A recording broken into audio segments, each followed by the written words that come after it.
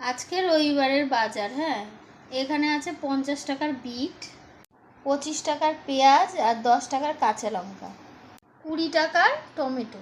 আর এই এখানে যে রসুন, আলু, আদা এগুলো আগেই কিনে রেখেছিলাম। এই যে রসুন আর মাংস এখানে 150 টাকা করে কিলো যাচ্ছে। ঠিক আছে, স্কিন দেওয়া যেগুলো সেগুলো। আবার কোথাও 145 টাকা। গাছে কাঁঠালটা পেকেছিল, পেরে আনলাম আজকে। এই যে দেখুন আঠা পড়ছে এখন। কিছুটা মাংস এই যে ফ্রিজে তুলে রাখবো। এখানে কিছুটা মাংস রেখে দিয়েছি, এটা রান্না করব এখনই, দেখা যাচ্ছে অল্প অল্প। কিছুটা মাংস বিট দিয়ে এখানে স্যুপ বসিয়েছি আমার বাচ্চাগুলোর জন্য, অবলা প্রাণী তাদের জন্য। ভাত আমি পুরো ফুটিয়ে করি না, এই যে একটা ফুট দিয়ে ভিজিয়ে রেখেছি। আজকাল এই খাওয়া বাজার এগুলোরই ভিডিও দেখাই, কারণ সত্যি সময়টা ভালো যাচ্ছে না আর মন মেজাজও ভালো নেই।